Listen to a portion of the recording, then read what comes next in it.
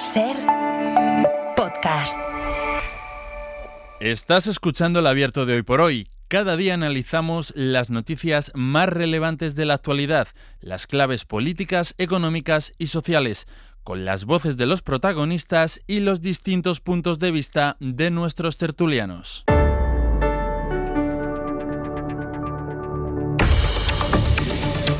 Es el tiempo del abierto, que es el tiempo que en el Hoy por Hoy y las mañanas de la SER dedicamos al análisis de todo lo que ha pasado, de lo que creemos que va a pasar. Iba a decir de lo que nos gustaría que pasara.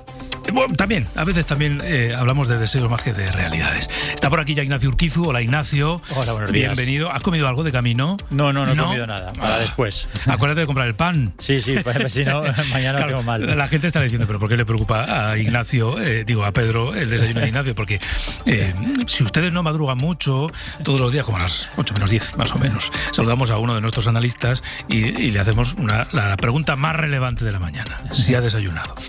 ¿Y qué ha desayunado? Y me decía Ignacio, pues me tomo un café, pero nada más porque me olvidé de comprar pan. Eso es. Para mañana. Porque tomas café y tostada. Eso es, una tostada con jamón y un poco de tomate, entonces pero que me gusta el salado. Ay, qué rico. Sí. Qué rico. Yo me estoy tomando el segundo café de la mañana. Y a lo mejor los oyentes están preguntando, ¿por qué hacen estos hablando de café? ¿Por qué alargan esta conversación intrascendente?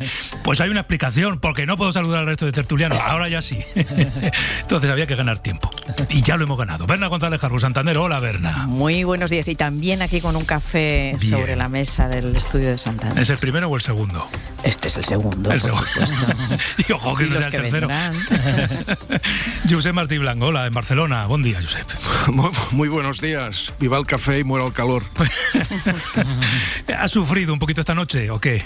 Bueno, llevamos ya semanas sufriendo. Esto es como un verano egipcio en el Mediterráneo, ¿sabes? Sí, es tremendo. De eso vamos a hablar, por cierto, y de Barcelona como una referencia, a las 9:30, porque esto es algo, es una realidad que queremos traer al abierto. En el abierto hablan de política, sí, hablamos mucho de política. Hablan de tribunales, pues como para no hablar de tribunales.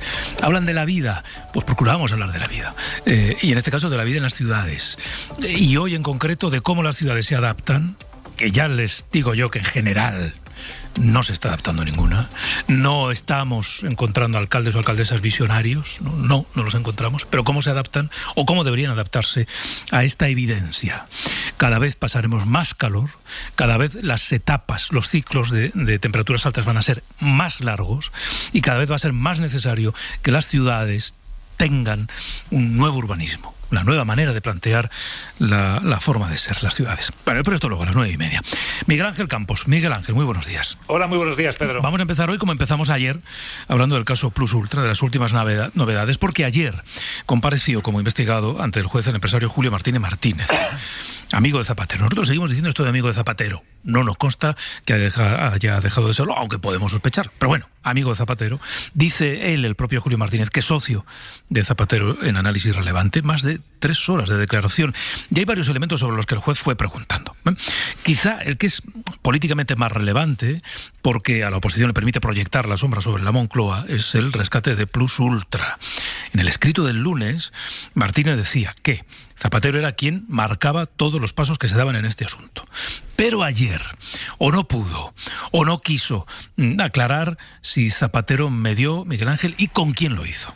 Sí, no supo decir Julio Martínez si Zapatero ejerció algún tipo de influencia ni ante quién, bien en el gobierno o en la SEPI, para el rescate de Plus Ultra por 53 millones de euros. Dijo que no hablaron de ello, pese a la amistad de años entre ambos. Al respecto, solo manifestó que fue Zapatero quien le comunicó por WhatsApp la concesión del crédito pocos días antes de que la SEPI lo aprobase, pero no pudo aportar evidencia alguna, ninguna documentación, porque borró sus WhatsApps con Zapatero. Además de la ausencia de pruebas, la declaración de Martínez choca con su propio mensaje, recogido en un informe de la UDEF, dirigido aquel día a Camilo Ibrahim, magnate vinculado a Plus Ultra. En ese mensaje, Julito avanzó a Ibrahim que la SEPI era la que le acababa de comunicar a él personalmente la concesión del rescate, no Zapatero. Recuerda además, Pedro, que los directivos de Plus Ultra también dijeron en su escrito de confesión que no saben si Zapatero ejerció algún tipo de influencia. Bueno, esto es muy relevante, muy relevante, porque puedes acusar a alguien de mediar, pero, hombre, convendría tener algún dato más sobre cómo fue esa mediación, o con quién habló, o cuándo habló. Esto, claro, ahora va a ser, digamos, el trabajo del juez y de los investigadores aclarar si esa versión es cierta o no. Otros planos relevantes: la comisión, el dinerito, el cobro de ese 1% que supuestamente pagó Plus Ultra a Análisis Relevante por sus trabajos para, bueno, conseguir esa ayuda pública y rescatar a la empresa. Julio Martínez confirmó que sí, que el dinero se cobró y que, bueno, Miguel Ángel, lo fueron desviando.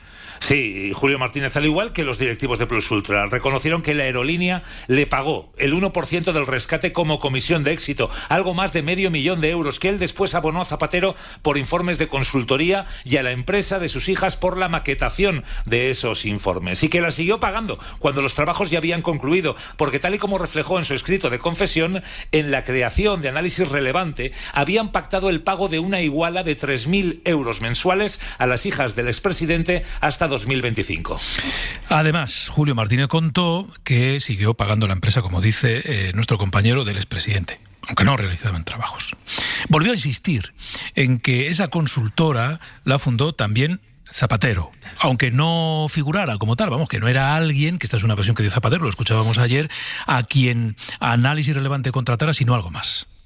Se dice que la creación de Análisis Relevante se fraguó en 2019, en una reunión en la que participaron el hoy directivo de Telefónica, Javier de Paz, Sergio Sánchez, Zapatero y el propio Julio Martínez. Que Julio se quedó con el 75% de las participaciones y Sergio Sánchez con el 25% restante, pero que Zapatero era en realidad quien estaba al frente y la empresa era un mero vehículo para los negocios del expresidente. Insistió ante el juez en que Zapatero era el jefe en la sombra de Análisis Relevante, que participó en su creación y, aunque no figuraba en el accionariado, era quien definía la estrategia y aportaba todos los clientes de Análisis Relevante, por lo que el juez le definió como un mero correveidile del expresidente. Una cosa más, Miguel Ángel, que también es fundamental, es clave, ¿no? El juez tiene ahora algún elemento nuevo, otros ya estaban apuntados en los informes de la investigación, tiene esta especie de confesión, que ya veremos si se confirma. ¿Qué debería pasar ahora? Es decir, ¿en qué medida este tipo de movimientos de uno de los imputados cambia o no cambia, modifica los planes del juez? Bueno, en el asunto del tráfico de influencias, la verdad es que estamos como estábamos. No hay, de momento, evidencia alguna de que exista un funcionario concreto en el que haya podido influir Zapatero para la concesión de ese rescate, y tampoco se sabe si existió algún tipo de prevalimiento ante ese hipotético funcionario, por lo que eso es un trabajo que habrá que demostrar a lo largo de la instrucción. Sí que se complica y mucho el futuro judicial de José Luis Rodríguez Zapatero por seguir el rastro del dinero, por los pagos efectuados a José Luis Rodríguez Zapatero y a la empresa de sus hijas. El expresidente tendrá que justificar que recibió esas cantidades de centenares de miles de euros por esos supuestos trabajos de consultoría. Sí, la respuesta que me vas a dar, pero solo por dejarlo certificado en la antena. Miguel Ángel, ¿alguna novedad sobre las joyas? Ninguna. Ninguna. Seguimos prácticamente 2 meses después de que le hubieran intervenido las joyas en la oficina del expresidente. No hay, de momento, ninguna explicación, a pesar de que el pasado 17 de junio dijo que en una semana o 10 días a más tardar iba a ofrecer las explicaciones oportunas. Gracias, Miguel Ángel. Hasta luego. Muchas gracias. Con Miguel Ángel se entienden las cosas mejor, y así podemos tener, digamos, toda la información para, Berna, voy a empezar por ti, aportar análisis respecto a lo que ha ocurrido en estas últimas 48 horas, lunes y martes, primero con el escrito del lunes, después con la declaración de ayer, en los diferentes elementos sustanciales. El resumen es, y lo hacía ahora Miguel Ángel perfectamente, respecto al tráfico de influencias, pues no hay ninguna evidencia más, de momento. Respecto al cobro de la comisión y la utilización de Análisis Relevante en los pagos, los desvíos del dinero, los pagos a la empresa de la hija, aquí parece que se va complicando un poco más el futuro, digamos, del expresidente en su línea de defensa. Berna. Sí, efectivamente, menos mal que pone luz Miguel Ángel en algo que el propio Zapatero no la está poniendo, ¿no? Yo sé que muchos estamos deseando creer a Zapatero, no hay ninguna duda, ¿no? Como referente que ha sido de la izquierda, pero él no lo está poniendo nada fácil, por su silencio en general, es decir, aparte de ese vídeo que grabó al principio, o de las manifestaciones a través de su portavoz, que fueron bastante mentirosas cuando juzgó que las joyas valían 30.000 o 50.000 euros cuando acabaron valiendo más de 1 millón. Bueno, pues no lo está poniendo nada fácil, y eso hace que no sea ningún consuelo. Las pequeñas estrategias o grandes que ha tenido su defensa, es decir, estoy recordando cómo intenta la nulidad de la prueba principal de aquel móvil que recogía esas conversaciones. Bueno, aquello no fue ningún consuelo, porque no implicaba que fuera mentira, sino simplemente que había sido obtenido de forma no legal. Esas declaraciones han sido confirmadas por los responsables de Plus Ultra, por los 2 directivos de Plus Ultra, que también se han puesto a disposición de la justicia, en la misma línea del amigo Julio Martínez, es decir, en la línea de yo coopero, yo delato, a ver si así me libro de algo. Entonces, bueno, sé que faltan evidentemente muchísimos datos, faltan muchos interrogatorios, muchas diligencias, el puzzle no está más que empezando, pero por desgracia para los que teníamos alguna fe en este dirigente o exdirigente, bueno, pues hay una comisión que los directivos y Julio Martínez aseguran que se produjo, y un dinero que fehacientemente entró en sus cuentas y en las de sus hijas a través de análisis relevante. Entonces, bueno, el aspecto es muy, muy nefasto para Zapatero. Josep. Sí, coincido con este análisis. Es decir, el gran problema de Zapatero es que el edificio de su credibilidad está en peligro de demolición, porque hasta ahora, se ha dicho ya, lo de las joyas en 15 días teníamos que tener una explicación encima de la mesa, han pasado 2 meses, no sabemos nada. Y la declaración de ayer de Julito, del amigo o examigo o amigo a medias, pues es disruptiva, porque es verdad que se queda a medias en lo que refiere al gran delito, el de tráfico de influencias, porque ahí dio la callada por respuesta y no aportó nada. Y se quedó en la fase de reconocer pequeños delitos, ¿no?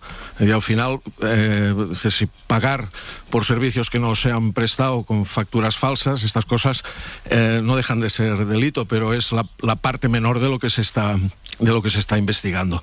En este sentido, la gran mancha o la gran falla de la línea de defensa de Zapatero es el rastro del dinero, porque las fechas coinciden, es decir, se produce un rescate que es a todas luces inexplicable, aunque administrativamente pues tenga todos los vistos buenos que haya que tener, y justo o inmediatamente después empieza un flujo de dinero desde Plus Ultra a análisis relevante, y desde ahí al entorno del expresidente, ¿no? Y eso, desde el punto de vista de quien observa desde fuera e intenta explicárselo o llegar a conclusiones, pues la verdad es que tiene difícil justificación, porque normalmente nadie paga $500,000 por nada.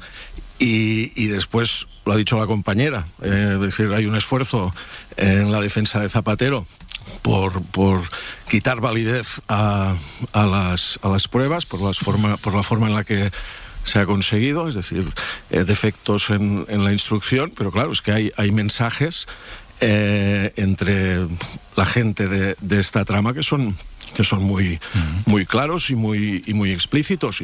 Alguien tendrá que empezar a investigar cómo puede ser que las reuniones del órgano que debía autorizar y dar validez y prescribir el rescate, que en principio eran secretas, cómo puede ser pues, que hubiese gente que lo supiese días antes y se pudiese celebrar con champán y con marisco una decisión que teóricamente aún no estaba tomada, ¿no? Claro, hay en torno al rescate de Plus Ultra y el posible tráfico de influencias o la mediación de Zapatero, hay también elementos secundarios respecto a la gran historia. Uno, si efectivamente tuvo algún contacto con alguien, él mismo, creo que en su comparecencia en el Senado o ante el juez, no recuerdo bien, vino a decir aquello de nadie va a poder demostrar que yo haya contactado con nadie del sector público para influir, presionar o dirigir una decisión sobre Plus Ultra. Además, en eso fue muy contundente. Y es verdad que de momento ninguno de los Julio Martínez, ni Análisis Relevante ni Plus Ultra, le ha podido decir al juez con quién habló Zapatero. Porque no lo saben. Y él mismo, el propio Zapatero, sostiene que eso no lo hizo. Bueno, esta es una cosa.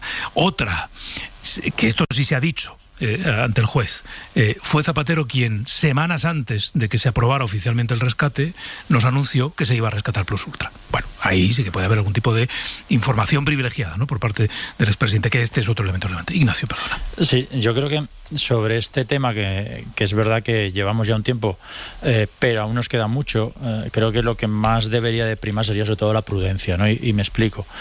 Ayer hemos visto que unas personas han dicho algunas cosas, pero las tienen que demostrar, porque una cosa es decir algo, pero luego tienes que poner pruebas sobre la mesa de lo que estás diciendo, y por ahora no se ha demostrado nada más allá de, digamos, de unas declaraciones ante el juez y unos escritos, ¿no? Es verdad que, como digo, la Audiencia Nacional maneja sus tiempos y suelen ser bastante largos, es decir, que esto acaba de empezar, pero vamos a ver cuándo acaba y cuándo hay una sentencia. Pueden pasar años hasta que eso acabe. Por eso la primera parte es, bueno, vamos a ser prudentes porque estamos todavía en los inicios, ¿no? La segunda cosa es que es verdad que en el debate público a veces se nos olvida el artículo 24 de la Constitución, que es la presunción de inocencia, y damos por hecho ya que aquí todo el mundo es culpable, que todo ha sucedido. Bueno, vamos a ser muy prudentes de nuevo, porque la presunción de inocencia sigue rigiendo nuestro debate público, no solo dentro de los juzgados, sino también fuera. Y por lo tanto, veo a veces demasiadas sobreactuaciones en muchas personas cuando se aproxima este tema, ¿no? Y la tercera cuestión, tampoco tenemos que olvidar que estas personas están imputadas, lo que significa que se están defendiendo y están desarrollando una estrategia de defensa. Y claro, ellos están siguiendo lo que ellos creen que más les interesa ante los presuntos delitos que pueden haber cometido. Y por lo tanto estamos ante personas que presuntamente están intentando salir de un problema que ellos tienen y están haciendo lo que creen que es mejor. Y eso pues tampoco te genera toda la confianza. Y de la misma manera que creo que hay que tener mucha prudencia a la hora de aproximarnos al tema y sobre todo establecer ya culpabilidades, hay que también tener mucha prudencia a la hora de defender a determinadas personas. Y yo creo que también a veces se hacen defensas demasiado férreas cuando no tenemos toda la información sobre la mesa. Y lo que falta, como digo, es muchas veces prudencia a la hora de analizar este debate. Voy un momento a publicidad, solo por añadir. Claro, es evidente que Julio Martínez, el administrador de Análisis Relevante, que está imputado en la causa, digamos que acude ante el juez primero con el escrito y ayer en la declaración con una estrategia que podría resumirse en: yo es que solo me limitaba a repartir el dinero que nos llegaba, ¿no? Los clientes los traía Zapatero, los contactos los hacía Zapatero, la estrategia la marcaba Zapatero, Zapatero era, Zapatero hacía, Zapatero decía, Zapatero mandaba y yo hacía transferencias. Es un poco, digamos, un resumen también así de andar por casa, ¿no? Claro, esto es una estrategia de defensa en un proceso en el que también te están acusando, ¿no? Bueno, a ver si consigo convencer con pruebas, claro, supongo, sin ellas es imposible, al juez de que mi implicación en el delito era menor, ¿no? Parece claro que la estrategia va un poco por ahí, ¿no? Nada, un alto en el camino y ahora seguimos hablando de esto porque, bueno, hay otras dimensiones, una más política, ya la analizábamos ayer, la podemos analizar también hoy, que es hasta cuándo o hasta dónde el Partido Socialista y el gobierno y el Partido Socialista pueden mantener la mano cogida al expresidente Zapatero. De momento, ayer la mantuvieron. Hoy por hoy noticias. Ser podcast. Con Bernard González Harbour, Ignacio Urquizo, Josep Martí Blanc, hablando del punto en el que se encuentra este caso Plus Ultra, la relación de confianza todavía del gobierno y del PSOE en la inocencia de Rodríguez Zapatero. Respecto a la presunción de inocencia, un pequeño comentario, casi entre paréntesis, a la que apelaba antes Ignacio Urquizo, y un poco en la línea de lo que decía Bernard antes, ¿no? La presunción de inocencia que opera para todo el mundo empieza, digamos, a desgastarse un poquito cuando, por ejemplo, en el caso de las joyas, ¿no? Han pasado 2 meses y el expresidente no ha aportado una explicación. Y en este caso, evidentemente tiene una dimensión procesal, es decir, tendrá que explicárselo al juez, porque también ha abierto una investigación. Pero yo creo que también debe una explicación al país. Oye, él ha sido presidente de este país, a la ciudadanía, por tanto, tendrá que aclararle de dónde vienen esas joyas que tienen un valor millonario según las tasaciones que se han hecho. Pero que además también tendrá que dar una explicación a los que fueron sus votantes, ¿no? Y a su partido, ¿no? Y al gobierno que sigue confiando en su inocencia. Pero bueno, en todo caso, Josep, ahora empiezo por ti. Te traslado la pregunta que nos hacíamos ayer. ¿Hasta cuándo va a poder el PSOE o el gobierno, que a lo mejor es ya de por vida, seguir así de la mano del expresidente? Pues creo que hasta que pueda y los hechos le obliguen a otra cosa. Es que alrededor de Plus Ultra, poner en duda la versión de Zapatero supondría abrir la puerta a que el oleaje llegara al gobierno. Porque lo que se está investigando es un tráfico de influencias sobre alguien del ámbito gubernamental o sobre algunos. Por tanto, si tú mueves esa posición, lo que estás es debilitando el muro de contención que impide que el caso pase ya al ámbito gubernamental. Por tanto, desde el punto de vista del marketing político, o como le quieras llamar, está haciendo lo que dicta el manual. Es decir, en esto, aunque cueste, aunque sea difícil, aunque la gente que nos está mirando y escuchando piense, caray, a lo mejor deberían empezar a mostrar cierto alejamiento o no ser tan taxativos en las afirmaciones. Yo creo que poner en duda la versión de Zapatero lo que hace es eso, debilitar el muro de contención que impide que el oleaje del caso Plus Ultra llegue al gobierno. O sea, no es tanto que defiendan a Zapatero como que se protegen, ¿no? Exacto. Una línea defensiva. Ignacio luego Bernat. Sí, es verdad que vamos a ver cómo va evolucionando todo, ¿no? Pero creo que la trascendencia de Zapatero, y ayer lo decía Edu Madín aquí también en estos micrófonos, va más allá del gobierno. Es decir, que Rodríguez Zapatero ha sido un referente para una parte de la izquierda. Creo que en el año 2008 nunca tanta gente de extrema izquierda, desde el 1 a 2, había votado al PSOE, prácticamente el 60% de aquellos votantes.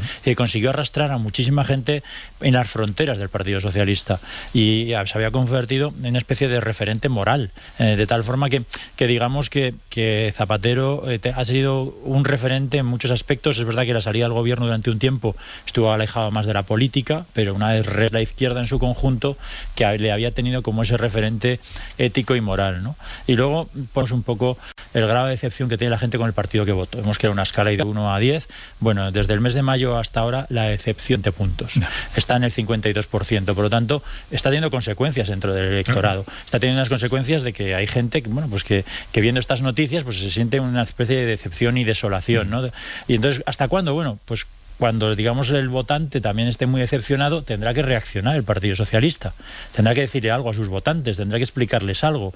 No puede, digamos, mantener una estrategia en la cual la gente se le vaya alejando y se vaya alejando. Estamos hablando que casi 2,5 millones de votantes podrían dejar de votar al Partido Socialista por la decepción que sienten con él, ¿no? Pero que no solo se explica por Zapatero. No. Estaba los condenados. Sí, pero digo que en los últimos 2 meses ha aumentado 20 puntos. Es decir, que es un aumento bastante grande, ¿no? Por eso digamos que también hay razones electorales que en algún punto el Partido Socialista tendrá que pensar. Berna. Hombre, el votante es exigente, afortunadamente, y que igual que el PP pagó Gürtel y todos, aunque costó que trascendiera al voto, pues se acaba pagando a largo plazo, ¿no? Y evidentemente el PSOE pagará todos estos casos de corrupción.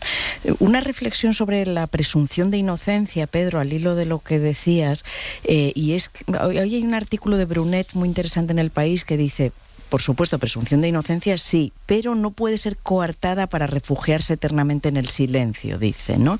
Y es verdad, o sea, este señor nos dijo que iba a haber una explicación en unos días sobre las joyas, mintió a través de su portavoz sobre el valor de esas joyas, y eso queda ahí, nos ha intentado engañar. Yo eso lo recuerdo y no lo perdono.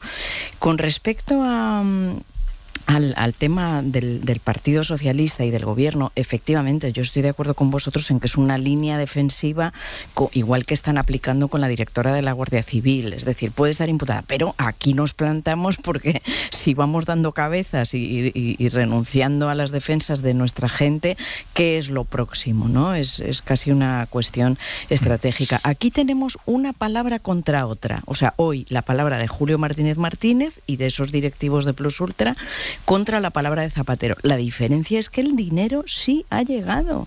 Eso nadie lo ha negado. Sí ha llegado en el porcentaje preciso del 1% de la comisión. Del rescate sí ha llegado a sus cuentas y de sus hijas a través de esos pagos vía análisis relevante. Y eso es lo que fulmina absolutamente esa credibilidad. ¿Te imaginas?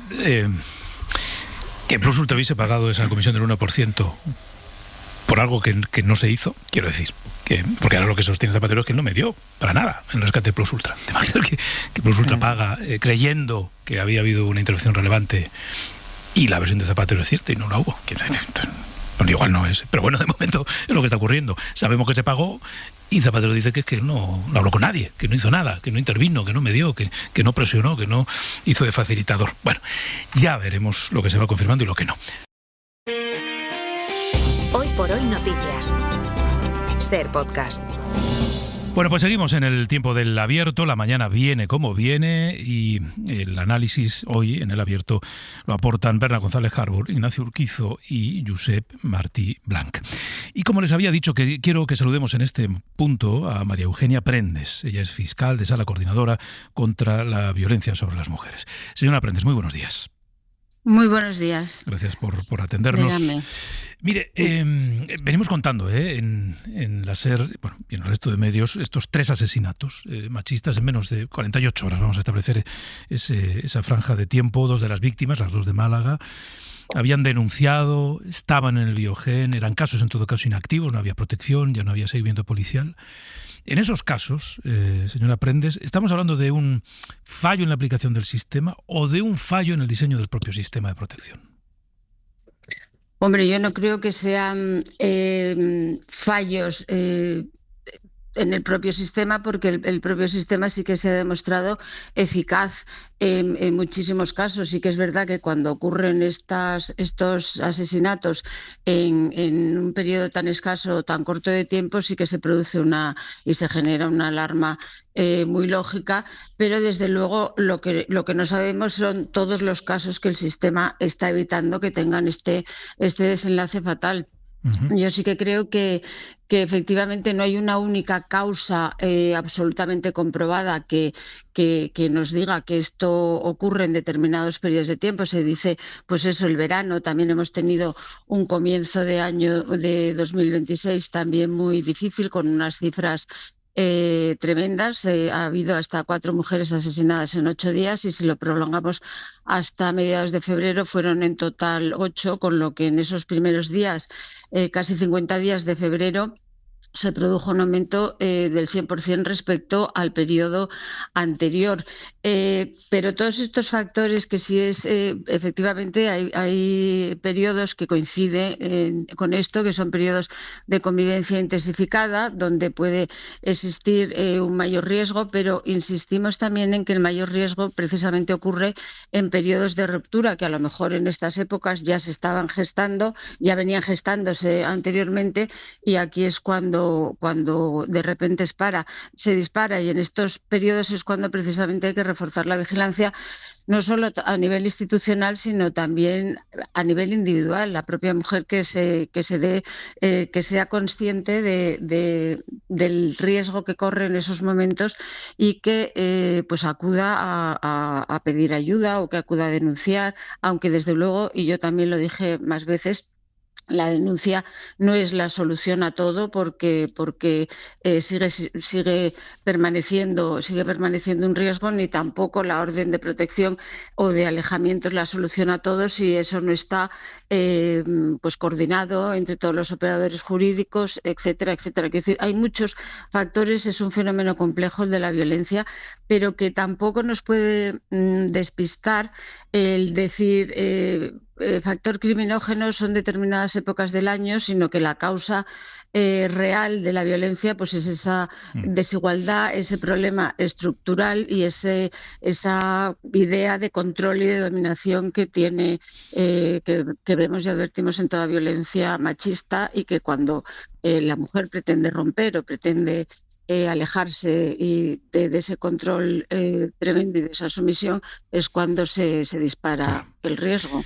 Permítame que vuelva a uno de los casos que ha ocurrido estas últimas horas. No por personificar, pero porque creo que plantea una situación sobre la que yo creo que una reflexión suya es oportuna y es interesante. En el asesinato de María, mujer de Antequera, asesinada, tenía 30 años, muy joven. Bueno, había renunciado a las medidas de protección. De hecho, de mutuo acuerdo con su asesino, habían decidido renunciar a esas medidas, y después su pareja la mató el lunes. Claro, la sociedad o muchas mujeres pueden estar preguntándose ¿qué debería haber hecho en este caso? No sé, la fiscalía, el juzgado. ¿Hay alguna manera de intuir que en esa petición de quitar las medidas de protección hay un peligro añadido? Bueno, pues sí que en esos casos sí que se puede, porque muchas veces ocurre que no tan de mutuo acuerdo, porque bueno, la orden de protección se puede acordar también de oficio por parte del Ministerio Fiscal, lo puede solicitar y el juez también lo puede acordar de oficio, pero yo lo que sí haría como una medida de prevención es antes de dejar que esa orden de protección cese o decaigan sus efectos, pues pedir una evaluación actualizada del riesgo, pedir que a las fuerzas y cuerpos de seguridad a través del sistema de Biogen que nos hagan una evaluación actualizada antes de decir bien, estoy conforme con que cese esta orden de protección. Incluso el fiscal también puede de oficio, incluso en contra de la voluntad expresada de la víctima en cada momento procesal, considerar que no debe cesar esa orden de protección porque hay indicadores que nos están mostrando que ese riesgo persiste. Lo que pasa que, bien, oficialmente eso sí que se puede hacer y luego también dependerá del seguimiento que se haga también por las fuerzas y cuerpos de seguridad, que desde luego se hace de esa orden de alejamiento que no se incumpla, porque si desde luego se incumple, aunque sea con la anuencia de la víctima, estamos ante un delito de quebrantamiento que tiene que tener consecuencias inmediatas. Por eso se va a decir, hacemos cesar la orden de protección. Por eso digo también que las propias mujeres tienen que muchas veces, precisamente por estar en ese inmersas en ese o atrapadas en esa violencia, no perciben ellas mismas o no son conscientes ellas mismas de la situación de riesgo o de peligro en la que están o en la que se ponen al actuar de determinada manera. No sé, a lo mejor también hay que intensificar, o no solo campañas de sensibilización, sino también de información, de conocer exactamente. Muchas mujeres realmente, y sobre todo las más jóvenes, no son plenamente conscientes de ser víctimas de violencia de género. Claro, está usted apelando a las mujeres, yo voy a volver a apelar al sistema, digamos, en este caso a la Fiscalía. Yo creo que es interesante esto que usted decía. Quizá habría que plantearse si, en un contexto en el que una mujer, de mutuo acuerdo con su pareja o no, decide renunciar a las medidas de protección, tal vez el automatismo deba ser, pidamos a las fuerzas de seguridad que reevalúen el riesgo, ¿no? Esto ahora mismo no es un automatismo, se puede pedir o no, pero digamos, no está protocolarizado. Bueno, en un protocolo exactamente no, pero... ¿Y se podría poner en un protocolo? Yo cuando estaba... Sí, por supuesto que se puede poner en un protocolo, lo podemos, entre las conclusiones o cuando fiscales especialistas hacemos una serie de conclusiones, cuando nos reunimos en estas jornadas, sí que se puede decir bien, pues en estos casos considerar la conveniencia de pedir una actualización de la valoración del riesgo, pero es algo que se puede hacer y que se hace habitualmente. Yo cuando estaba en el juzgado de violencia de género siempre hacía eso. Porque llegaba a lo mejor, pues eso, una mujer decía, no, yo ya quiero quitar la orden de protección, considero que no hay ningún riesgo, que no corro ningún peligro, etcétera, etcétera, y el juzgado lo pasa también para informe del fiscal, y el fiscal en ese momento... Yo desde luego lo hacía y muchos de mis compañeros también, es cuando dicen, no, antes de decir sobre esto vamos a pedir una actualización del riesgo a ver cómo sale. Bien, es verdad que lo que hace el Biogen es estimar ese riesgo, lo que no significa, porque muchas veces se atribuyen a fallos de Biogen porque había dado un riesgo bajo y luego al día siguiente hubo un asesinato, etcétera. Es una estimación, es un también algo más complejo que no y no una predicción. Este riesgo es muy bajo de que vaya a ocurrir alguna conducta que pueda mermar la integridad física de la víctima o que la pueda matar, etcétera.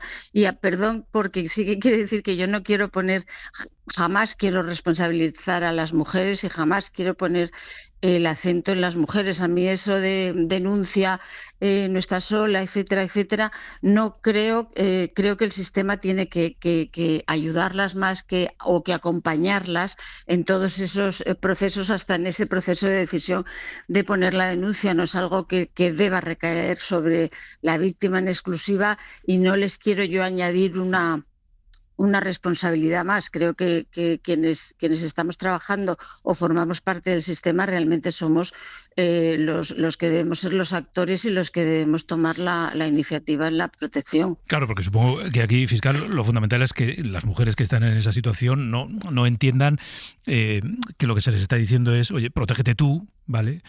Porque pues, el sistema llega hasta donde llega. No, de ninguna manera quiero decir protégete tú, pero sí, por ejemplo, en temas de aparte que cuando se hace también esas evaluaciones y que se dan una serie de indicaciones que se recogen en los atestados, que son muy interesantes y que están muy bien, pero por ejemplo que se produzca un desplazamiento a otra ciudad en periodo de verano, de vacaciones, a lo mejor esa mujer se queda más aislada, sin contacto con su red de apoyo, de familia, con su entorno social habitual, sus vecinos que pueden o no conocer la situación que está pasando. A ese tipo de protección me refiero, no el sistema llega hasta donde llega, protégete tú de ninguna manera, ni siquiera el inicio de, como yo digo, la denuncia es abrir una puerta más y para entrar en el sistema judicial, que desde luego tiene muchísimas medidas y muchos recursos, desde luego que se necesitarían todavía más, pero sí que contamos con una legislación que presta una protección, yo creo que en la mayoría de los casos eficaz e integral, porque es como está diseñada. Sí que se necesitaría desde luego una mayor coordinación entre todos los operadores jurídicos y operadores policiales, y sobre todo pues hacer esta clínica después de que ocurre algún caso, como se hace precisamente con el comité de crisis al que estamos convocados, y analizar caso por caso qué es lo que pudo haber fallado, dónde se puede mejorar, porque en definitiva sí que el sistema es un sistema de protección que va organizado como en cadena, y naturalmente si falla un eslabón o falla alguno más, pues entonces se desmorona esa cadena de protección. Sin entrar en territorios en los que no debamos entrar, pero por entender un poco cómo funciona, en este caso, la cúspide del sistema, ¿no? Usted dice que efectivamente hay el próximo martes convocado un comité de crisis, ¿no? Donde se analizan los últimos casos y los errores que ha podido haber.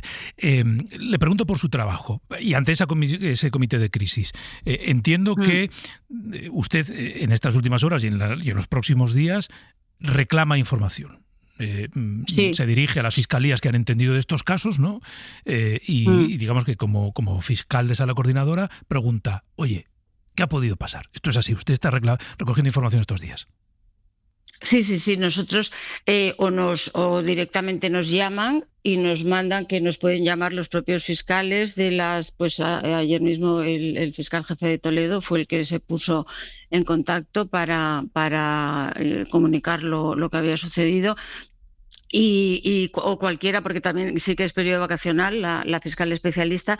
Nosotros tenemos una red de fiscales por toda España, en todas las provincias, en las comunidades autónomas. También hay fiscales de enlace en las fiscalías de área, en las secciones territoriales que llamamos, y son ellos los que inmediatamente nos mandan los atestados en cuanto lo tienen a su disposición. También la propia policía nos lo comunica o nos manda los atestados. Yo también tengo una comunicación directa con la unidad central operativa de la UFAN, que también en muchas ocasiones pues me llaman, y me llama una vez que tenemos la información, lo que hacemos, que básicamente es el atestado. Revisamos también nosotros en el sistema Biogen qué es lo que había, revisamos en el SIRAG si había antecedentes penales, computables o no computables, etcétera, y hacemos una ficha exhaustiva, no solo de los hechos que han ocurrido, sino también contando con datos sociológicos, con factores de vulnerabilidad que puedan concurrir, si había acudido y nos consta o no que haya acudido a algún servicio social, si había tenido contacto con el sistema de salud pública.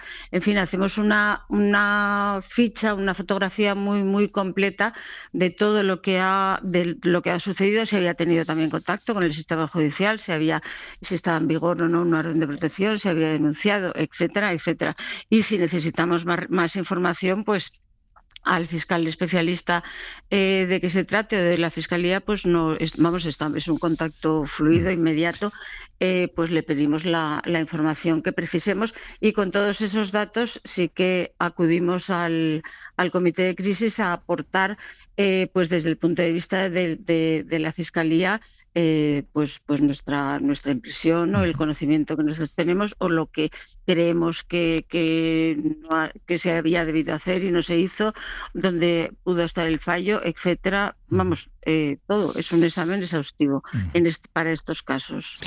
Pues para estos casos y para casos graves también, no solamente casos de asesinatos. Claro, sí. Es que no solo hay que preocuparse, que fundamentalmente es, digamos, la dimensión más terrible y más dramática de la violencia contra las mujeres, que es las que acaban en asesinato, pero hay otra mucha violencia que se ejerce todos los días, a todas las horas, en todos los puntos, y que no acaba en eso. Bueno, efectivamente. María Eugenia Prendes, fiscal de Sala Coordinadora contra la Violencia sobre las Mujeres, gracias por habernos atendido esta mañana. Muchas gracias a ustedes. Buenos días. Vamos a parar 2 minutillos, que tengo encima la desconexión, y a la vuelta os voy a preguntar por esta realidad, por un sistema que, a la luz de lo que nos decía la fiscal coordinadora, sigue siendo muy perfectible, muy perfeccionable. Eso está claro, es una evidencia. Ya nos decía, bueno, pues a lo mejor debemos establecer un protocolo en el que siempre que una mujer que está sometida a medidas de protección pida la retirada de manera voluntaria, la Fiscalía reclame una reevaluación del riesgo. Esto ahora parece que depende más bien del criterio de cada fiscal. Pero bueno, pues a lo mejor hay que avanzar en ese camino. Bueno, pues esto que nos planteaba lo que demuestra es que efectivamente sigue habiendo ámbitos de mejora, lo que es una obviedad cuando vamos conociendo algunos de los casos de crímenes machistas de los que lamentablemente les vamos contando todas las semanas, todos los meses aquí en la SER. Hoy por hoy noticias. SER Podcast. Me vais a dejar que le cede primero la palabra a Ignacio, porque ahora, micrófono cerrado, me estaba contando su experiencia como alcalde, que fue cuando decidió firmar, digamos, el convenio del Ayuntamiento con Biogen.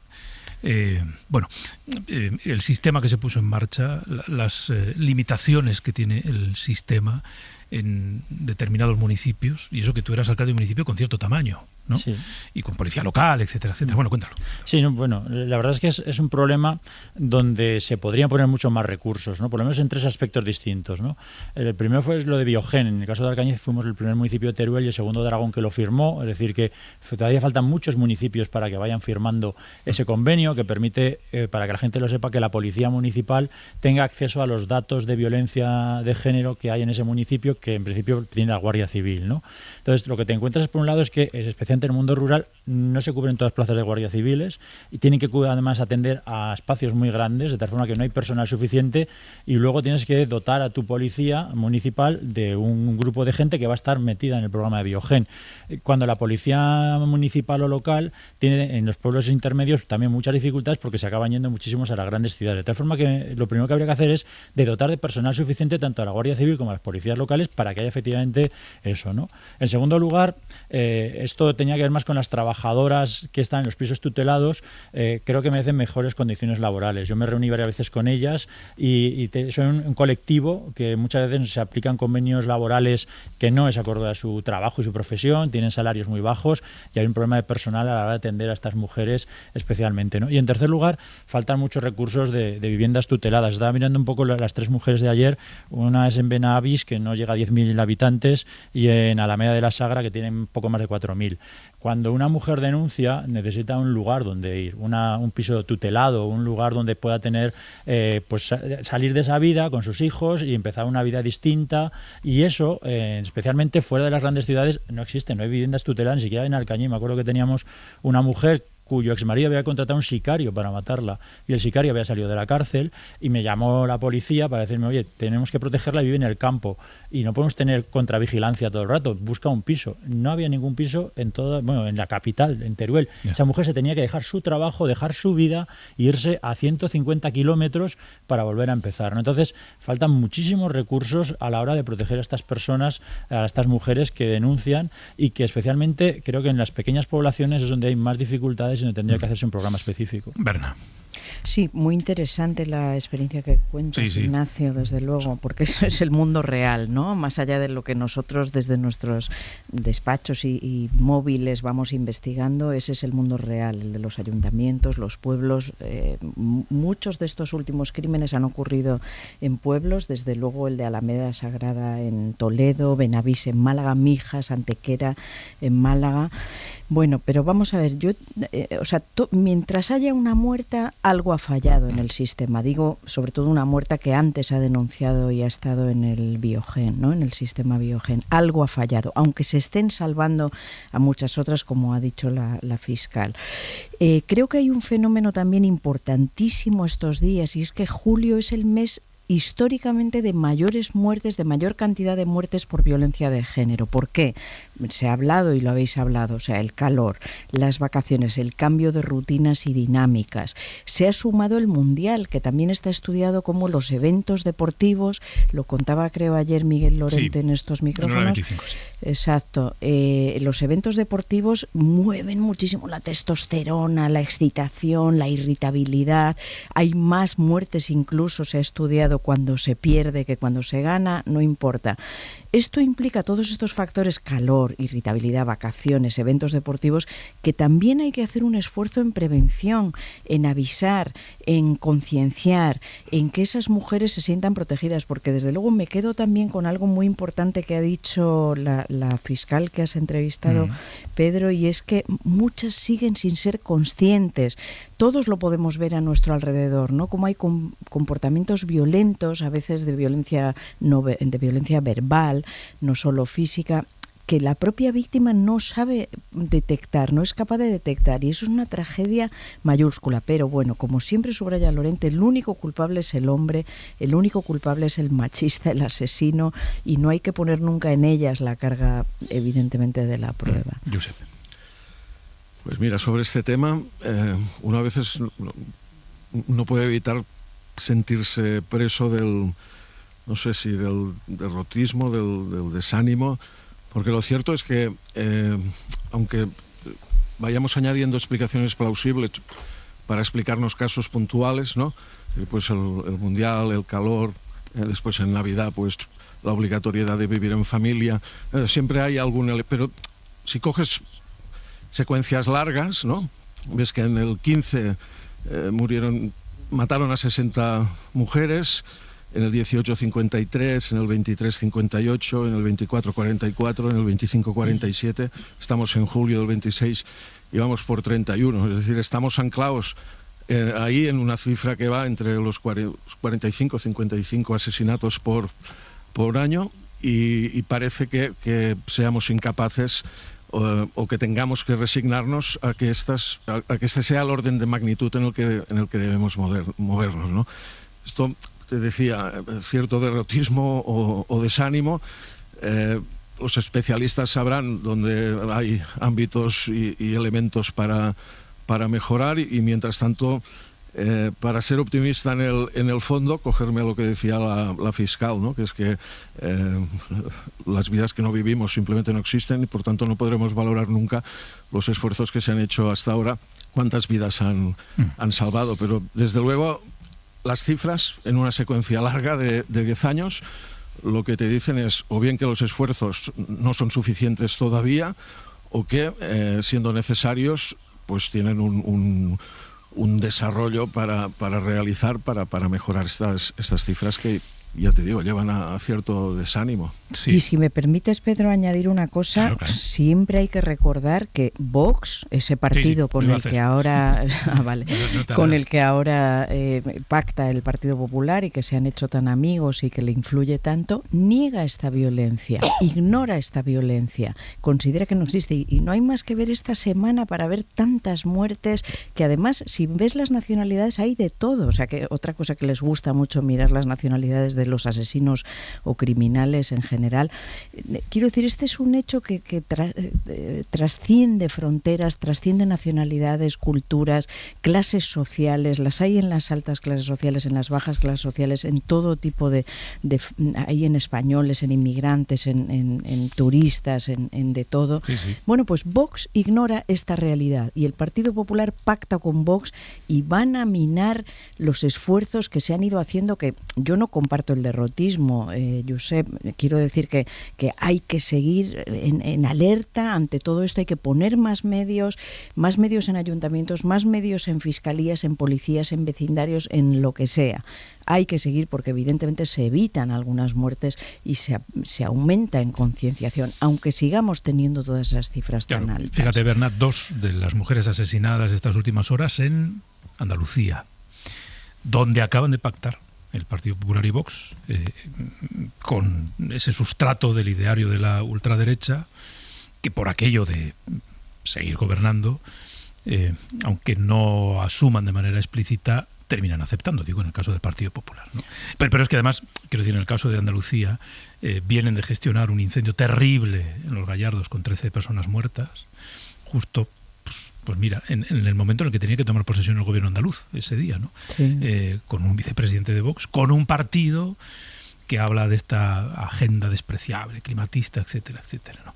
Bueno, Ignacio, y vamos a cambiar. Bueno, vamos a hablar del calor. Sí, no, justamente quería decir eso, es que muchas de estas políticas se hacen desde las comunidades autónomas. Es decir, que el Instituto de la Mujer andaluz, aragonés, madrileño, son muchas de las que tienen las competencias y quienes desarrollan todo esto.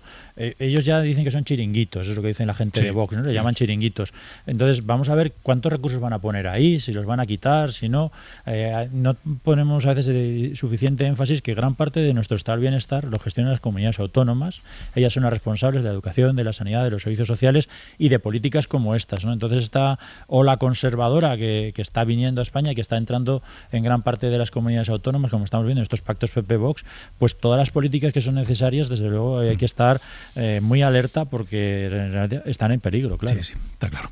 Bueno, entonces, Josep, decías que calor, ¿no? Que calor hoy, ayer, antes de ayer, la semana pasada, la anterior. Yo lo que digo es que no vivo en Barcelona, vivo en El Cairo y acabaremos como en El Cairo, abriendo los supermercados por la noche y empezando la vida diaria a las 8 de la tarde para poder llevar una vida normal, porque este julio realmente está siendo tremendo. Está siendo duro, ¿no?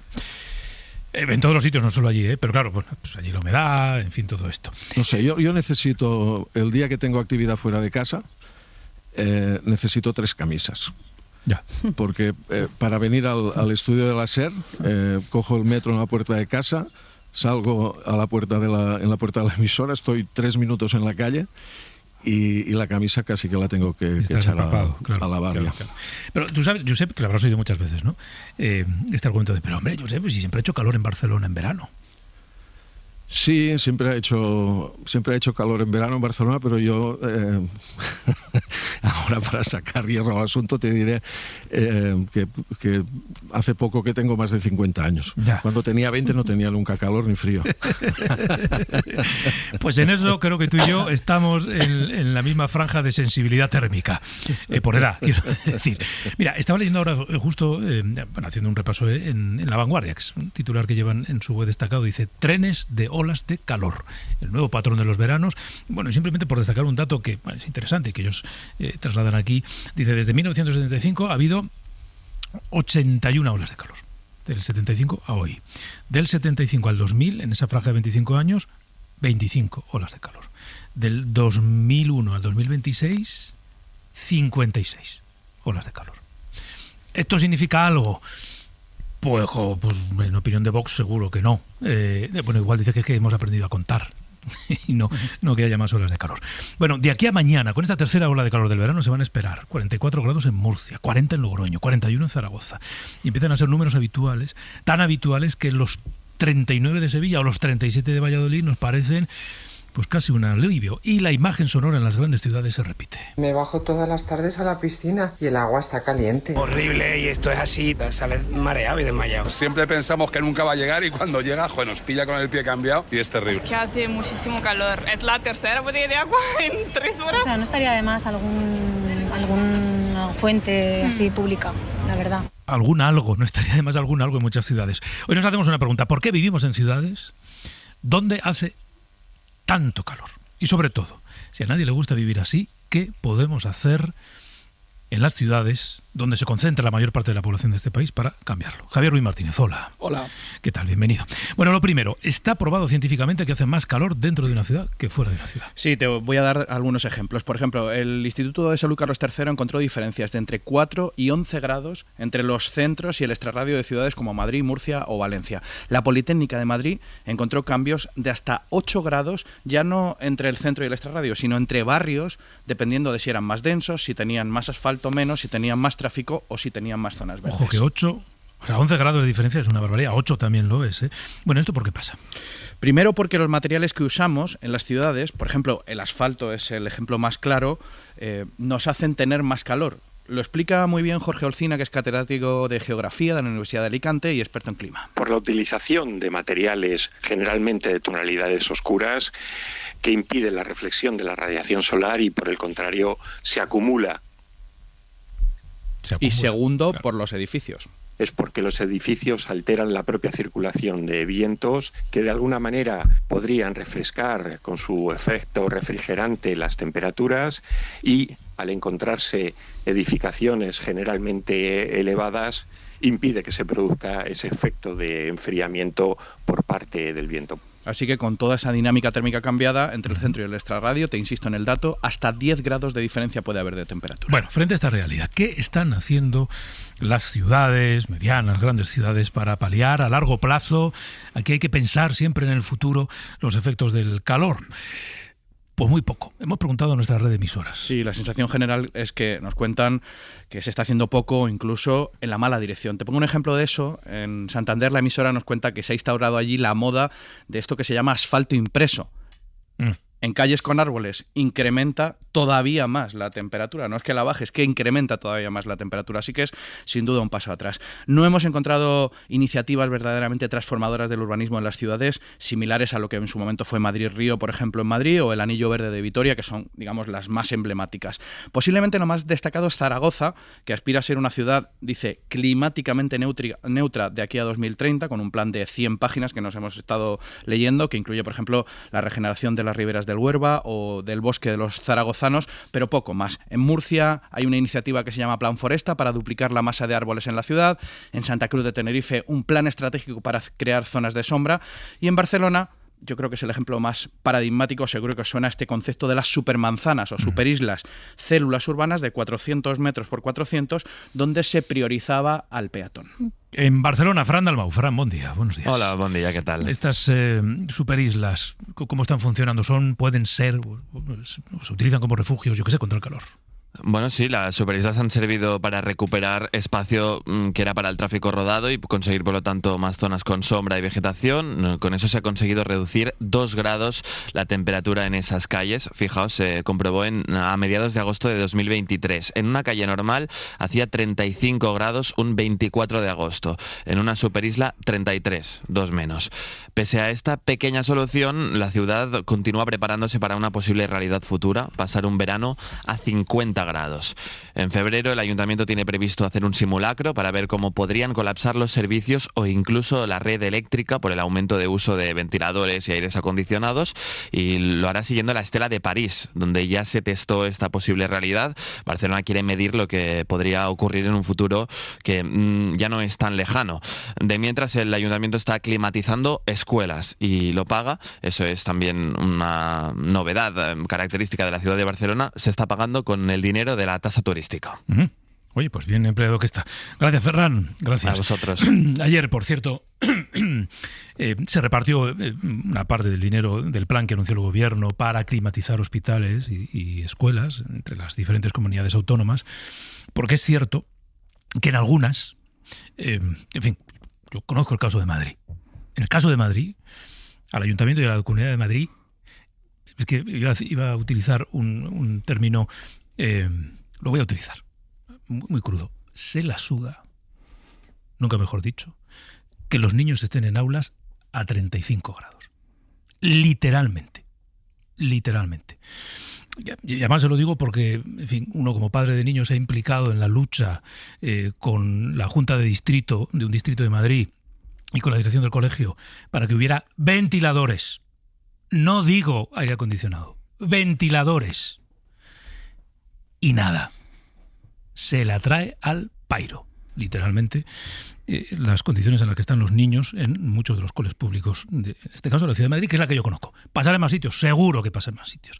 Bueno, ¿por qué vivimos, Javier, en ciudades que no nos protegen del calor? Pues mira, se lo he preguntado a un antropólogo, nos ha explicado que sobre todo las ciudades ya eran así antes de que nos golpeara el cambio climático, esto es una evidencia, y claro, ahora los cambios en, digamos, la red urbana son muy complicados. Es José Mansillas, antropólogo urbano en la Universidad Autónoma de Barcelona, dice que las ciudades son también un reflejo de la sociedad capitalista en la que vivimos, que está marcada por la desigualdad. Vivimos en el marco de una sociedad capitalista y el elemento esencial que caracteriza a la sociedad capitalista es la desigualdad, ¿no? La capacidad de adaptación del hogar a las circunstancias externas está en relación con la capacidad adquisitiva y suele coincidir que aquellas zonas que tienen unos niveles de renta inferiores tienen una menor capacidad de adaptación en cuanto a lo que significan los cambios, tanto a nivel climático como otros. ¿Y por eso? Por eso son tan importantes las políticas públicas, unas políticas públicas que en el caso del Estado español están en las manos de los ayuntamientos, tienen que ser capaces de, mediante la intervención en el diseño y planificación de transformaciones urbanas, equilibrar esta situación a través de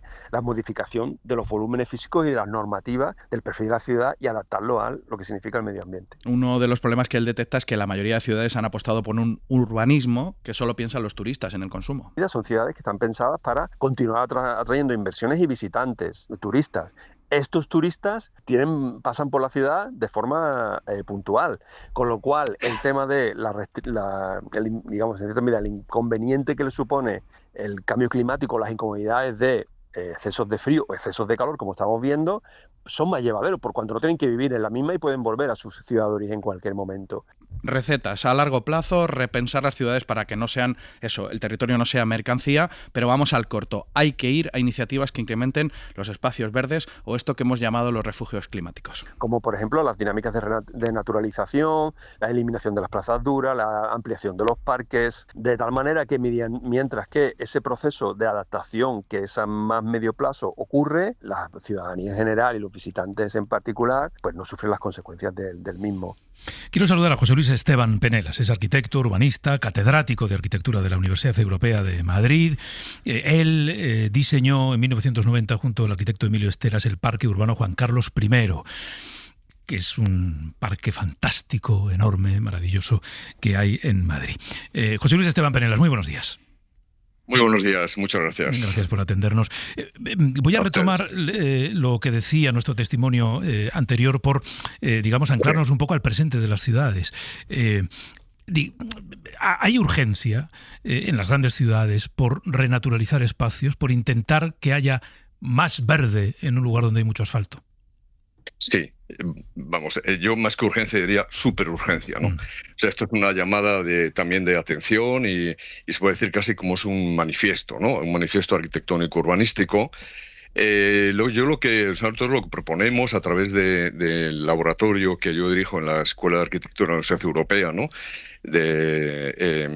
Sobre nuevas propuestas precisamente para lograr que las ciudades avancen, ¿no? En este sentido, no solamente se trata de renaturalizar, ¿no? Que sí, que está muy bien, sino que hace falta un cambio de paradigma, claro. Un cambio de sistema de pensamiento, ¿no? Nosotros proponemos, haciendo un símil para que la gente se lo pueda imaginar, ¿no? Es un cambio digamos, de no solamente reverdecer, etcétera, sino ir a una idea parecida a la de las ciudades bosque humanizadas, ¿no? Es decir, las ciudades bosque serían como, imagínese, O imagínense pues una red, ¿no? Digamos, vista desde el aire, que invirtiera los términos ahora, ¿no? Por ejemplo, como datos, Madrid tiene un 26% de zonas verdes, ¿no? Digamos, jardines, parques, etcétera.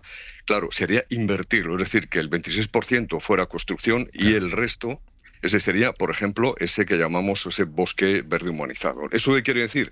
Pues no, pues los bosques eran lugares intransitables, ¿no? Lo que pasa es que se han ido con la acción humana, con lo largo de los tiempos y de los siglos, se han ido adaptando a ser habitables. Bueno, pues sería en este sentido, ¿no? ¿A usted no le espanta? Le voy a poner un caso concreto, aunque no le pido su opinión sobre ese caso. Si lo quiere dar, la da, pero quiero decir, cuando ve actuaciones urbanísticas como la reciente reforma de la Puerta del Sol de Madrid, solo granito, ni un árbol. Claro. Luego han puesto una sombra artificial a través de unos toldos. ¿Usted en qué punto entiende que desde la política y desde, digamos, la concepción urbanístico o arquitectónica se plantean reformas tan crudas como esa, sabiendo, como todos sabemos, lo que nos viene encima?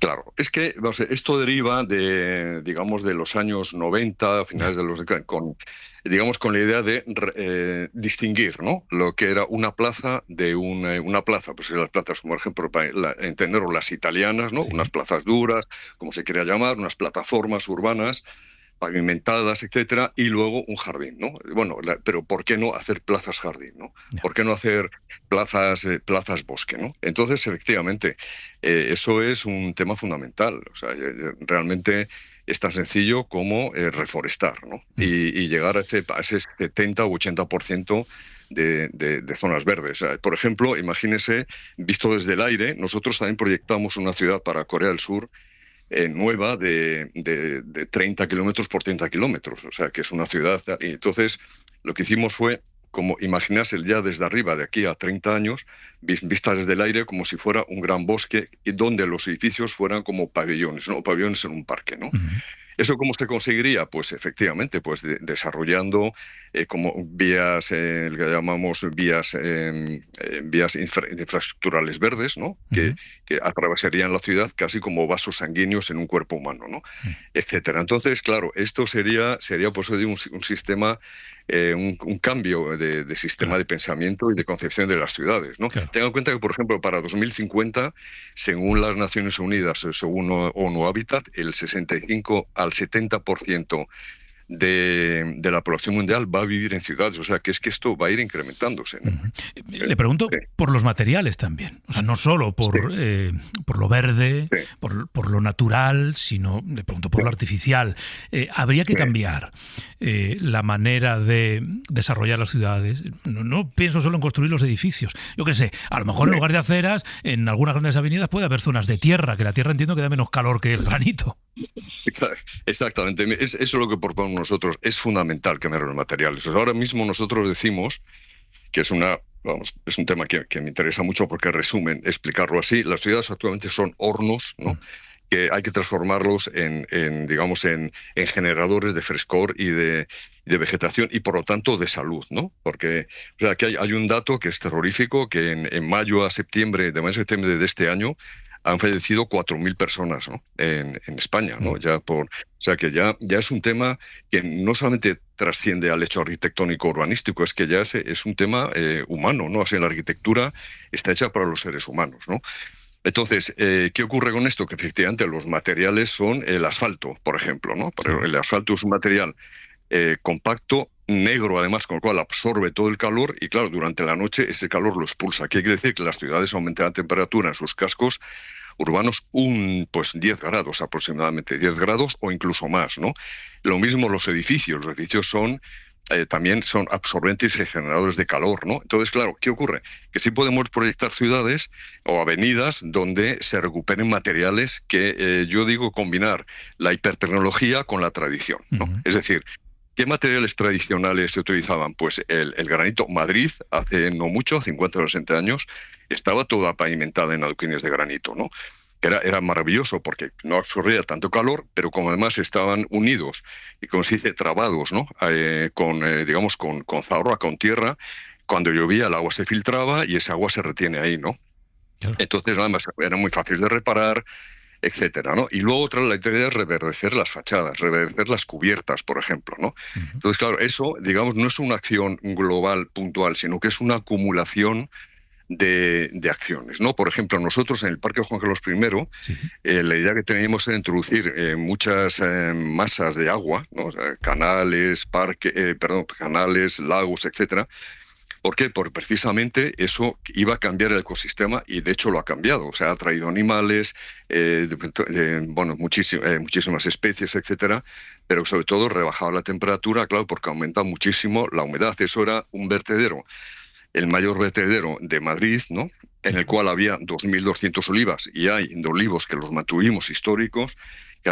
Claro, eso al final lo que ocurre es que todo el entorno se beneficia de ese descenso de temperatura. Y esto es lo que yo decía, traerlo a las ciudades, ¿no? Por ejemplo, Madrid, antes del canal de Isabel II, de hacer toda la infraestructura, tenía canales aéreos, ¿no? El agua iba circulando por las calles, ¿no? Claro, ¿qué pasaría si recuperáramos eso unido a la idea de los hipercorredores verdes, unido a la idea de utilizar tecnología con pérgolas que sean capaces de detectar en avance de tiempo un aumento de temperatura, se pongan en funcionamiento y expulsen agua fresca, pulverizada, etcétera, ¿no? O sea, hay un mundo enorme, ¿no? Y apasionante que tenemos que éticamente, además, yo creo que los arquitectos tenemos que llevar a cabo y potenciar. Pues José Luis Esteban Penelas, arquitecto urbanístico y catedrático en la Europea de Madrid, Universidad Europea. Gracias por habernos atendido esta mañana. Muchísimas gracias a ustedes, encantado. Estos son las ciudades al futuro, pero que hay otras cosas que se pueden hacer de manera más o menos inmediata. Oiga, si usted hace la reforma de una plaza, ponga una fuente, pero no para bañarse, para beber. Para beber. Si usted crea un parque infantil nuevo, ponga sombra, que no es tan difícil. Pues oye, que no les entra en la cabeza.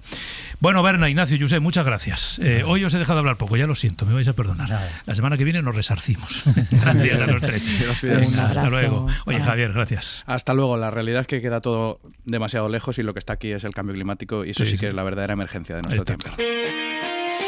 Hoy por hoy noticias. Ser podcast.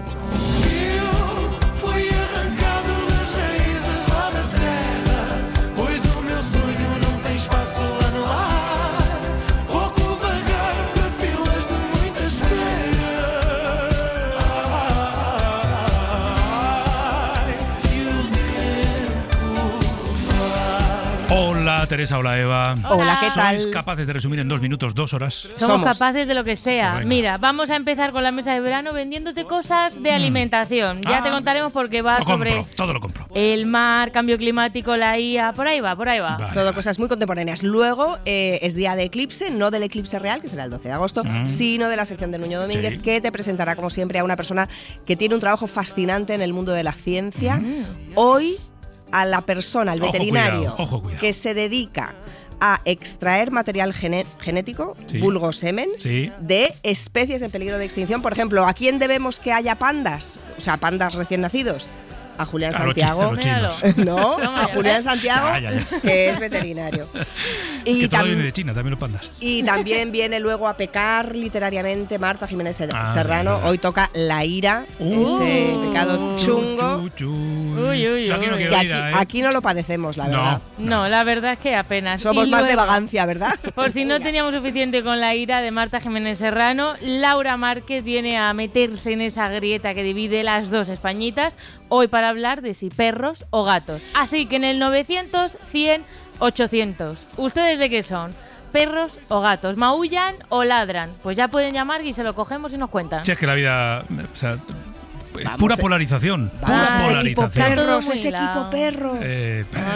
Perro, gatos. Podríamos hacerlo, tigres, leones. Deberes. Bueno, pues todo esto, qué bien. ¿Has visto? Bien. Esto no hay por ahí. ¿Qué apañadito? La mañana, ¿no? Sí, apetece mucho. Y lo hemos contado rápido. No se mueva nadie.